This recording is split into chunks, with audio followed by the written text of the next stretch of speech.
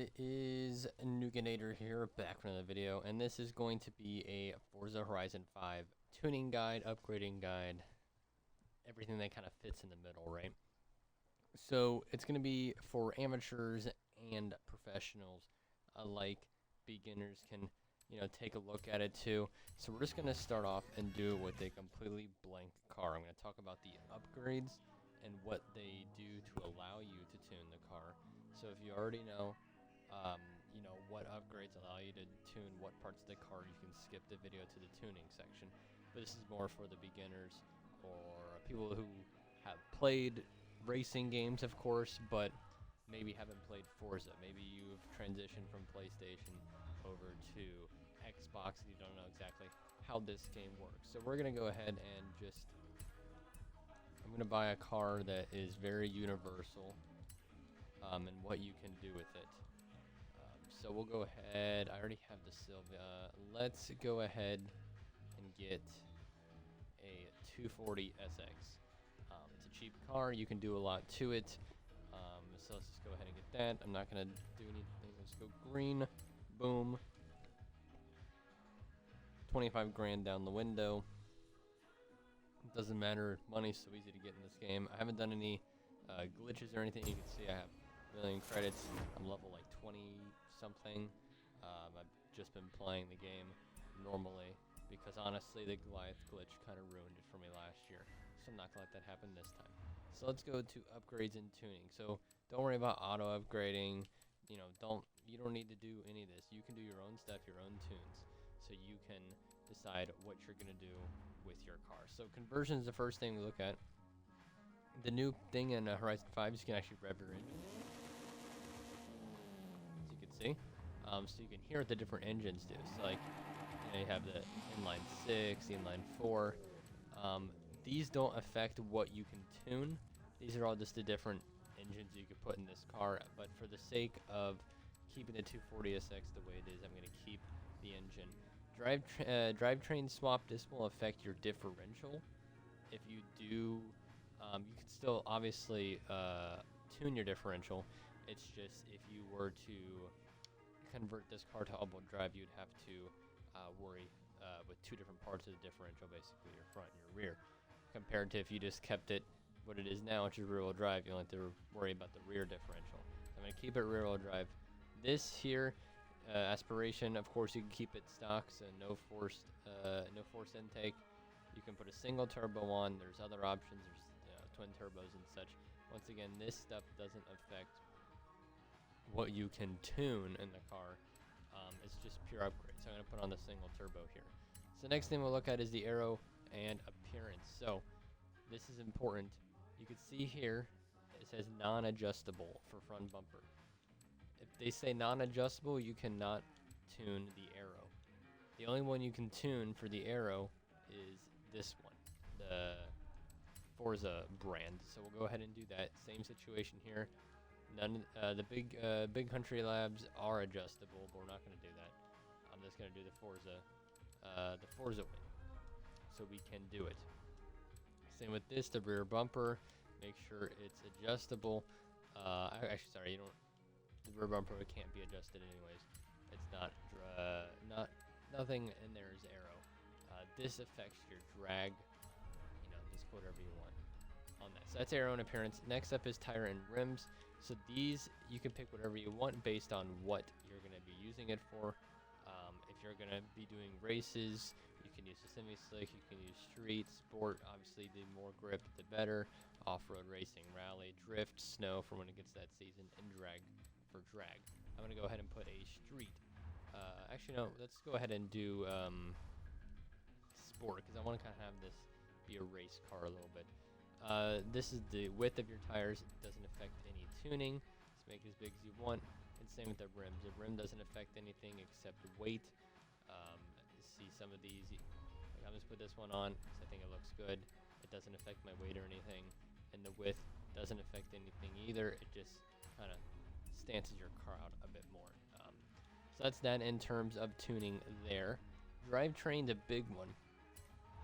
So the clutch is very important for your shifting time, for your final drive. So you want to make sure you put the the race one on in transmission. This is where now if you can, you can see here, this one unlocks final drive. The sport one. The race one unlocks full gear ratio tuning, including your final drive. So if you want to attune your gears, you want to get at least the race transmission. So that's what we're gonna do there. The drive line, just weight, body performance and such. Differential, this is the big one. Just get the one where you can do both of them. Which this one you can only do 1.5 way. This one is 2 way. So get a 2-way the differential so you can adjust that. Next, the brakes. Get the race brakes so you can unlock your brake tuning. There's not much to it. And springs, this one's important too. I would always recommend to get rally springs, and then you can adjust your car based off there. But for this portion, we'll just get race springs. But you can get rally springs and then drop the car to race springs. Antiroll bars are important. Get the race one, because then you can adjust your stiffness and softness in the car. Roll cage doesn't matter. You don't need it. Weight reduction is important. Get it. And then finally, the engine. None of this will affect any tuning. You just do it the way you want. I'm going to max out this car to probably... I don't want too much horsepower. Right now we're only looking at like 200 horsepower. So let's keep it going. Let's get the cams, get the valves.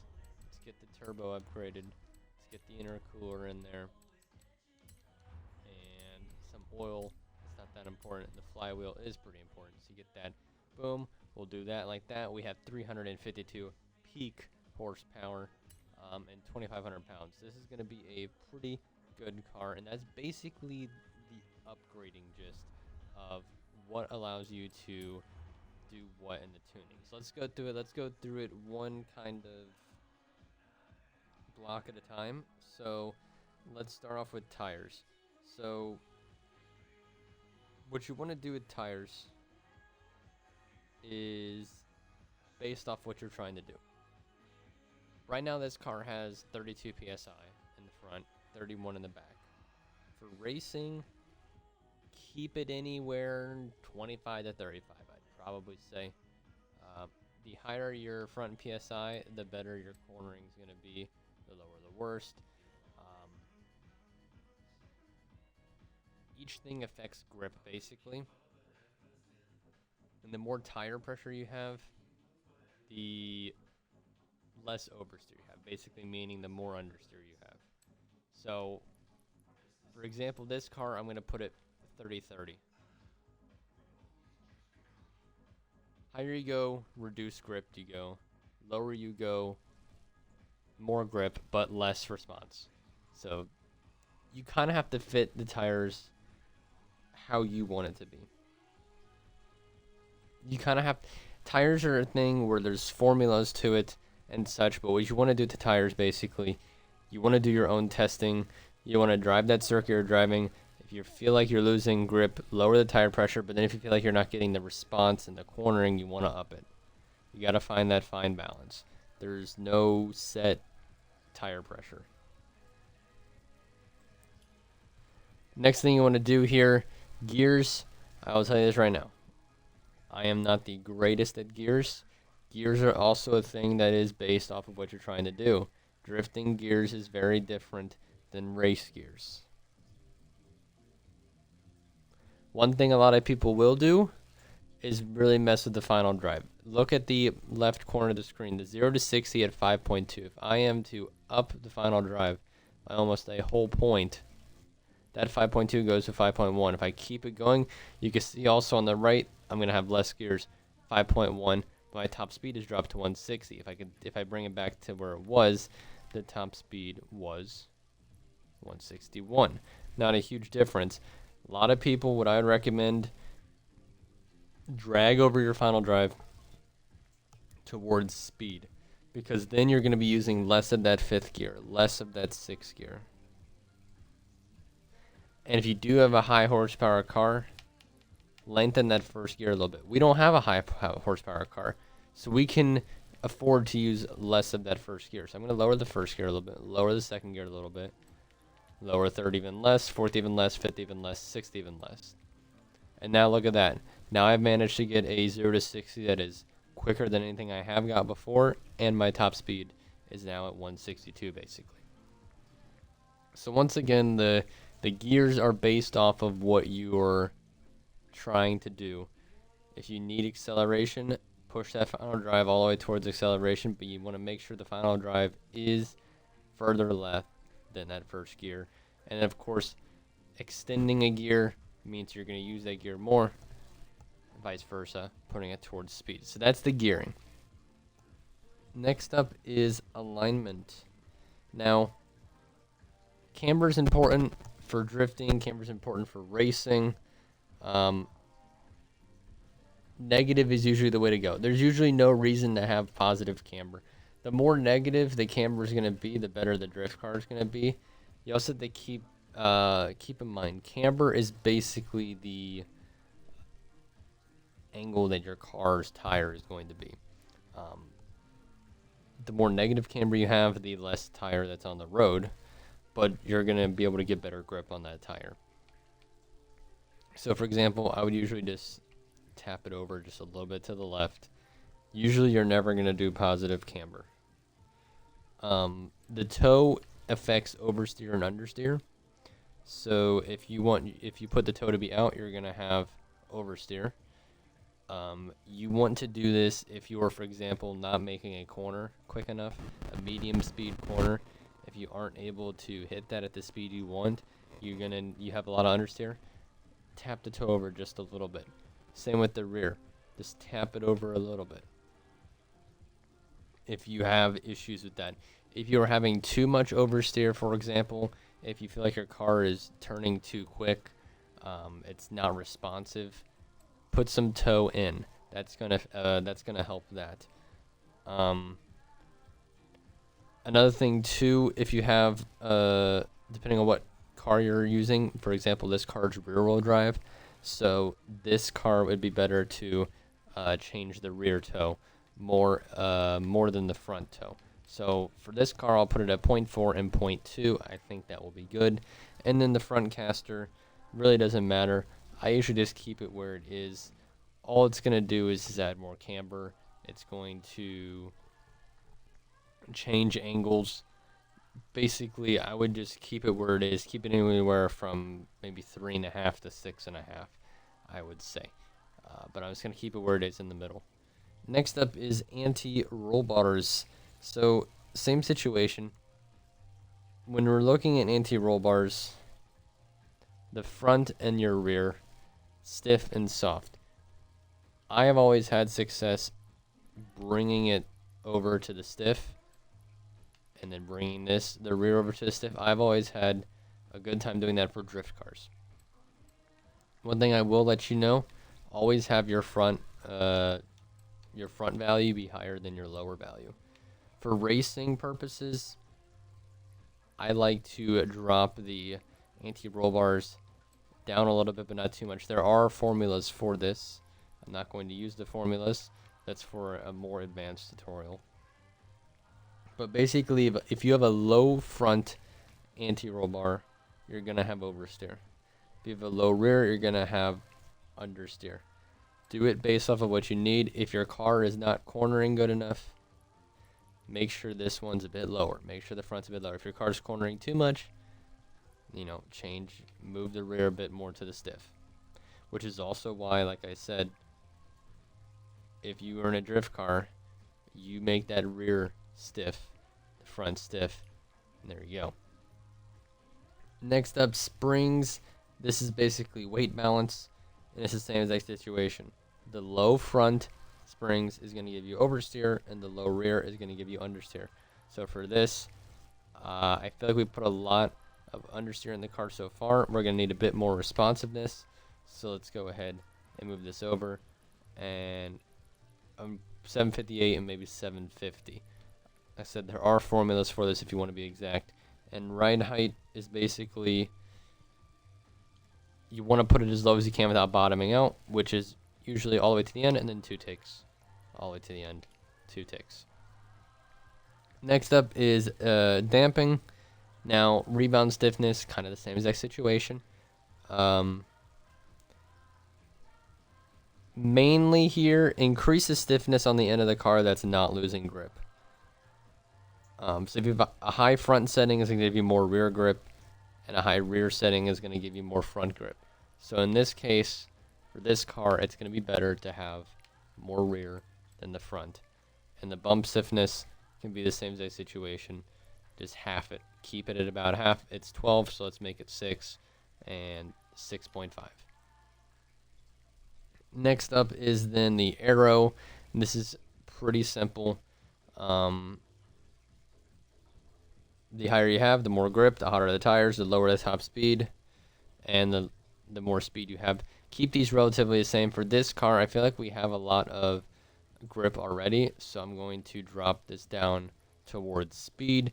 If you're in a car that's maybe taking corners at 250 miles an hour, you can completely max out the cornering, and that car will now not go 250, it will go 230, but you're also going to be able to take that corner at 230. You can see our top speed has changed to now 167 because of these things that we have done to this car. Brake balance is basically when you press the brakes, it's using more of the rear brakes or is using more of the front brakes. And it's important based off of what car you have and what your issue is on that car. For your front, if you want it to be towards the front, you are going to be more stable. You're going to have understeer. If you do it towards the rear, you're going to be less stable. You're going to have oversteer. For this situation, I want it a little bit towards the rear because I wanted to.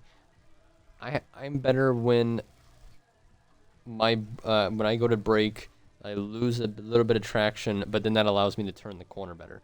If you don't like that, put it towards front. And then brake pressure, you can put it as high as you want. Depending on if you use ABS, then you don't want it to be. If you're not using ABS, go 105%. Don't go anymore. Then differential. This part's kind of confusing for a lot of people. Like I said, if I had the all-wheel drive car, I would have a rear differential and a front differential and a center differential, but I don't. This is a rear-wheel car. The acceleration is going to lock which tires are turning faster than the others, which is why drift cars usually have a locked differential. So this also scales with horsepower. The higher you have, the more oversteer. The less you have, the more understeer you have. So for rear acceleration, keep it at 50 to 90%.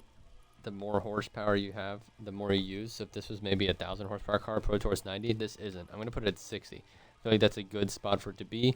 We have high rear acceleration. And deceleration, what we're going to do here is based off of what you want. Do you want it to be responsive or do you want corner stability? So what I mean by this is if you are in a corner, for example, you are braking, you're trail braking into a corner. If you have a sharp, maybe not sharp, but a decently sharp left-hander, you brake and now you're turning into the corner. You're not putting your foot on the gas. You are just turning into the corner as the car is decelerating. And then if you were to then press the pedal, would you like your tires to be responsive in that, or would you like it to not be responsive and keep what you're already trying to do in that corner? That's basically what deceleration means. So the more responsive, the lower you want it to be. The more stability, the higher you want it to be. And for this car, I want it to be high stability. So I'm going to do 60% on this car. So I'm going to do a 60-60 on the acceleration. I'm going to go ahead and save that. And let's go ahead and drive this car around. And let's see kind of how it performs. Tune, and we can adjust our tunes, obviously. So I want to get out of the festival.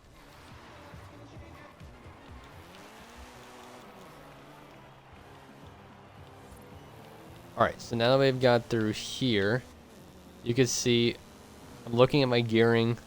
When I go to shift, I'm getting into that 5th gear. So you can see we don't have a very fast final drive.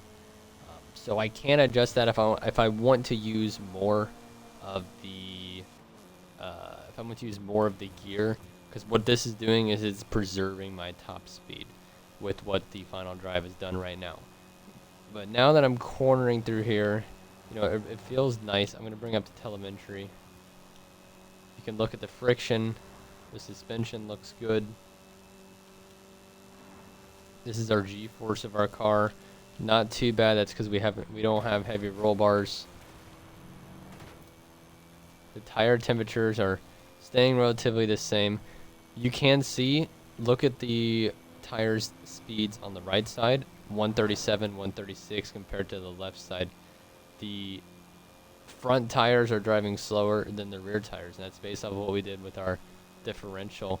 And you can see here too, based off our differential, maybe we could be using a bit more of the left side tires compared to the right side tires, because our left tires are getting cold.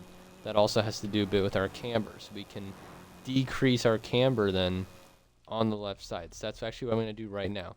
So one of the biggest things about tuning is being able to adjust your tunes. So I'm going to drop the camber a little bit and drop the toe a little bit. And let's see, you can already see there then the rear left tire is now in a normal operating window. The front left, you can see it is now gaining some more temperature. The right side's losing a bit more temperature. So now we're a bit even on that compared to having maybe a car that was going to be slower making left turns compared to right turns. So you can see here our PSI 31, 31, 31, 31 on all the tires. They all look good. The suspension seems to be responding well. I could definitely adjust the gearing on this. We're not hitting a good enough speed in this car, so what I'm going to do with the gearing is I'm going to put it a bit more towards acceleration because I want to use more of the gears. I haven't been using my full RPMs basically. So now you can see how much quicker I'm getting through these gears here just by changing the final drive. We'll go ahead and take this exit off of here. And now I'm in the same spot, but I'm going quicker, and I got there quicker because I just moved my final drive. That's all I did. So that's kind of the idea. You can see this car does have a lot of oversteer based on that corner I just took right there. It turns a bit quick for my liking. You can see it is responsive, but it does turn very well, but it does turn a bit quick. And if that's not something you want, then like I said, we can go through the list that we've already done before. I can adjust the springs, I can adjust, you know, a bunch of different things, the camber if I would like. The easiest thing to do would probably just to be to adjust the springs in the anti-roll bars and just make the front one a bit more stiff, this front one a bit more stiff, and this front one a bit more stiff. Go ahead and apply that, and that might not have done a whole lot by itself there, but as I said, you kind of just have to play with it, do with what you like. You can see it does take the corners very nicely. Let's see what we can get in this speed zone here. I could definitely drop the brake pressure a little bit. That's what I've done, is I've helped you get a baseline. And now it's up to you, if you're really serious about it, it's now up to you to fine-tune the car based off of what you know now. And get those extra seconds off of your time and such. And that's basically the whole idea of it. So, yeah, I hope that helped you guys out. If you're a beginner, if you're an amateur, or whatever you are, I hope you enjoyed. And look at this beauty.